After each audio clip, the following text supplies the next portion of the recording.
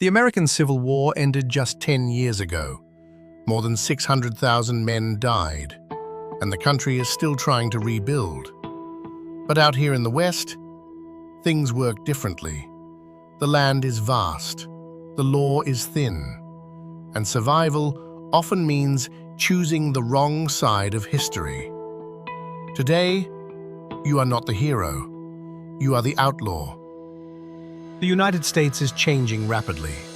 In 1869, the Transcontinental Railroad connected the country coast to coast for the first time. Steel tracks now cut through deserts, plains, and indigenous lands.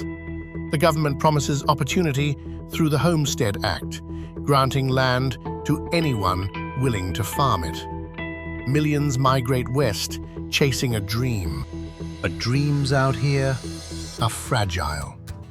Drought destroys the crops, banks take the farms, the railroads charge outrageous prices to transport grain, and many families lose everything, including yours.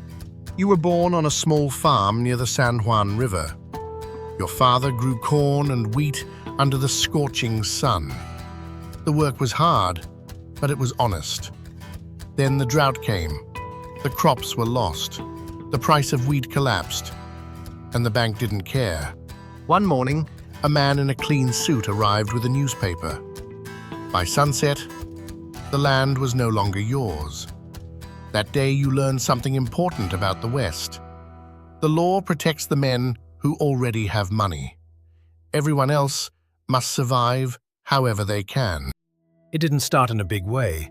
At first it was just a missing cow from a rich ranch. Then a wagon shipment that disappeared overnight. Eventually, a stagecoach robbery. Stagecoaches carry gold, cash, and government mail across the frontier. Sometimes, thousands of dollars locked inside, usually guarded by just 2 men. For someone desperate enough, that looks like an opportunity. Today is another job. You meet Tom on the trail. Tom is thin, quiet, and always chewing tobacco. He lost 2 brothers in the Civil War. He never talks about it. Out here, most men don't. He just nods. All set? You check the revolver on your belt. A Colt .45. 6 bullets. Almost a pound of steel. But it feels like part of your arm. The stagecoach should pass around noon. That's when the heat is most intense. The horses will be tired. The driver will slow down. The perfect moment. You and Tom hide behind a rock formation overlooking the road. The desert is silent. The sun burns overhead. Sweat runs down your neck and dust sticks to it. Then you hear it. Horse hooves, wheels creaking. The stagecoach appears on the road. You step into the road, revolver aimed. Stop the coach! The driver pulls the reins. The horses slow down. Inside the coach, you see 3 passengers. A merchant, a tired woman in a worn blue dress, and a teenager staring in fear.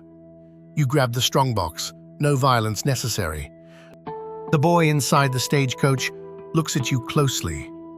Then his eyes go wide. You feel a chill in your stomach.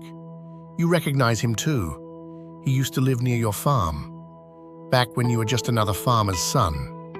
For a second, you hesitate. And in that second, a shot rings out. There was a hidden guard. The stagecoach companies had started hiring armed escorts. Tom falls. The sound of his body hitting the sand is heavy. You fire back instinctively. Gun smoke fills the air. The guard collapses beside the coach. Then, silence. The boy keeps staring at you, not with anger, but with disappointment. That hurts more than a bullet. Days later, wanted posters appear all over town. Your face, your name. Reward, $500. In 1875, a worker earned about $2 a day. Now your life is worth almost a year's wages. You can't go back to town. You can't trust strangers. Every glance becomes suspicion.